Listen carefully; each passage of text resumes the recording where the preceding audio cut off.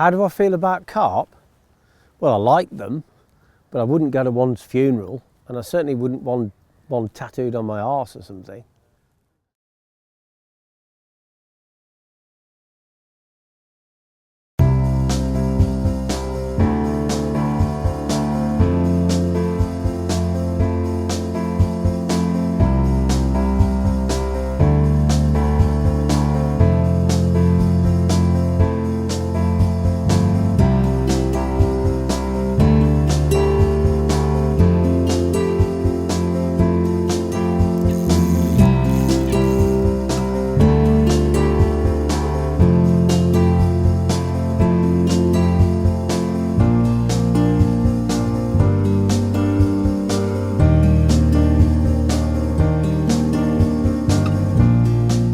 I like carp fishing, but I like to do it on my own terms.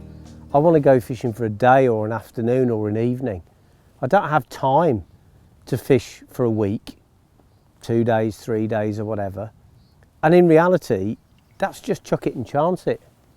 You know, for me, skillful fishing, sport fishing, is about going out, finding your fish, instead of waiting for them to come to you, and trying to catch them within a day or half a day.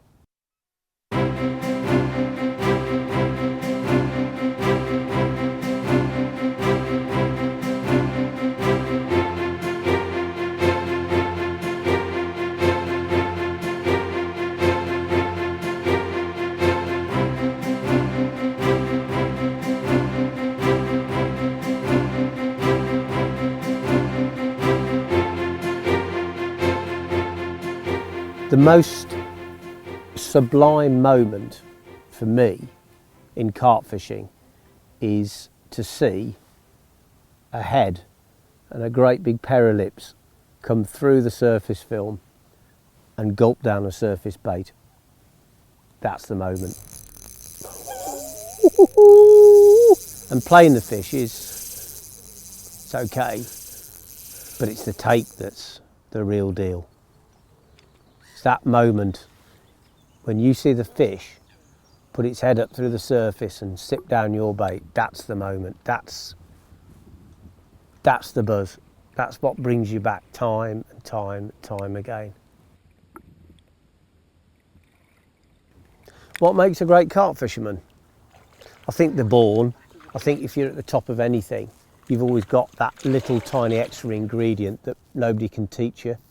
It's instinct, awareness of fish behaviour, being able to second guess behaviour, thinking outside the box, having an open mind, realising that carp are just another fish. You know, some people revere them and, you know, kind of look at them as Mensa candidates. They're no more intelligent than any other form of fish. They're just basically vacuum cleaners on fins. Big carp are tough to catch because they've been caught quite a few times. And it's as simple as that. But I think if more people learned to fish before they learned to carp fish, they'd catch a lot more carp and they'd appreciate it more. I like the different strains. I like to see those really beautiful dark mahogany and chestnut carp. You know, the ones that have been in the lake quite a long time, especially in these gravel pits. And I like to get up close and personal with them.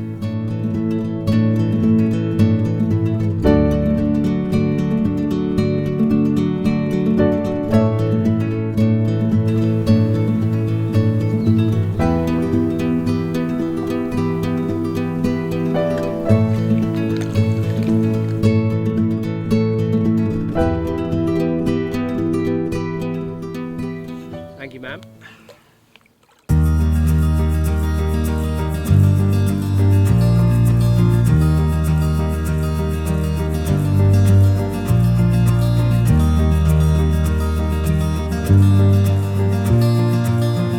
I'm not interested anymore in sitting in a shanty town and sandwiched among all the bivvies and waiting 2 or 3 days just to catch one fish. But some people are, they come here, they've got stressful jobs or whatever, they come and chill out with their mates, drink a few beers, enjoy the sunshine, sleep in a tent. It's boys' own stuff, it's fair enough. I don't see a lot of fish catching going on, and I don't see many pure fishing skills. But if that's what floats your boat, that's fine. It just doesn't do it for me. I don't want to sit there and vegetate and be stuck in the same spot for 3 days, 4 days, 5 days. Because most of the time, the fish that you catch is a lottery. I want to go toe to toe with the fish. That's my ideal. The carp is a sport fish if you approach it in the right way.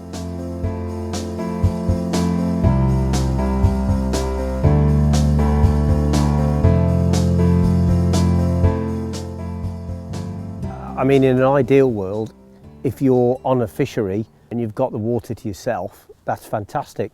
But that's rarely the case these days. Carp fishing is so popular. I mean, look at this place today.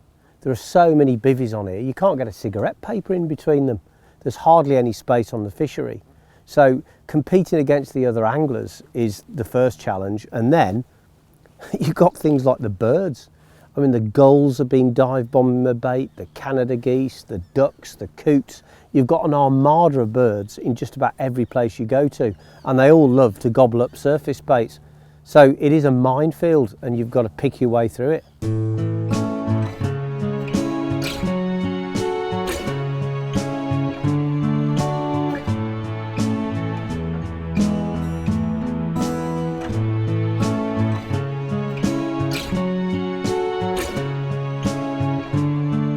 It's possible to find isolation in a crowd, because behind every tree in every bay, if you can find your own little pocket of the lake, that's your adventure playground, and it doesn't matter about everyone else because they're zoned out anyway and you're in your own little vacuum. So I think, you know, on places like this, I've always enjoyed fishing on gravel pits, flooded gravel pits. The water's always crystal clear. The stocks of fish are fairly natural. They're tricky places to fish, so they're challenging. And I like that. I don't want to fish somewhere where it's overstuffed with fish, a muddy pond with hungry fish in it. It just doesn't do it for me. I don't think there's any challenge. And gravel pits are quite tough places. And if you look for the detail, if you look past the bivvies and the rows of rods, there's a lot of beauty there in the plant life, the water life. I'm quite interested in aquatic insects, and I've seen so many wonderful insects today, alderflies and sedges and buzzers. And to me, you know, that's part of the rhythm of the water, understanding the cycle of the water, what the natural food stock is, how the fish respond to it, how it affects their behaviour. I find that really, really fascinating. So there's a beauty in the environment if you look for the detail.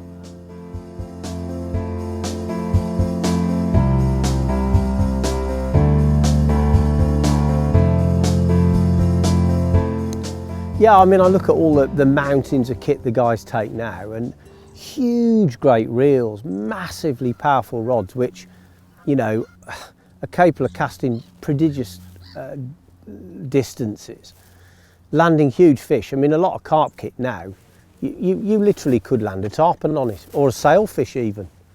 And yeah, it's for carp, you know. I'm using a light Avon type rod, an ordinary reel, and I'm pretty confident that I can land any fish in the place.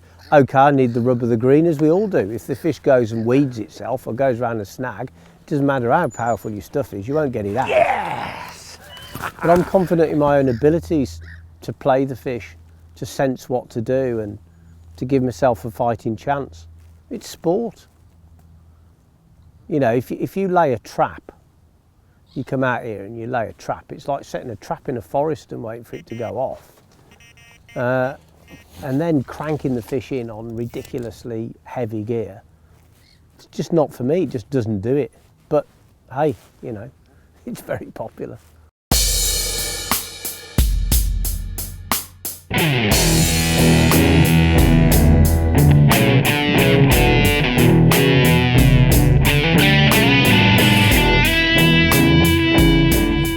Of course I get disappointed if I lose a fish. What fisherman doesn't? I mean, that's part of the fun, getting really frustrated and dreaming about what might have been.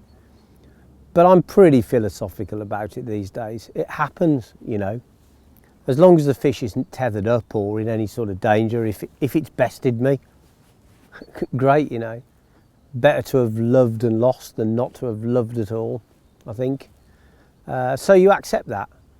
But that comes, you know, it's a luxury of having caught a lot of fish. You can take the knocks and accept the losses, and in some ways actually enjoy them, and look back and say, well, it was a great day, that fish to take, the way it fought. Of course, I do like to land them as well. I always try my best. Like, you know, earlier on today, I lost the first fish I hooked, unfortunately. It went round a reed bed, and I maybe didn't react quite as quickly as I should have done, and the fish got the better of me. I didn't break the line, it just came off. And if it's a really big fish, yeah, of course, it's that really horrible feeling in the pit of your stomach. I'm not a robot, but I am more philosophical.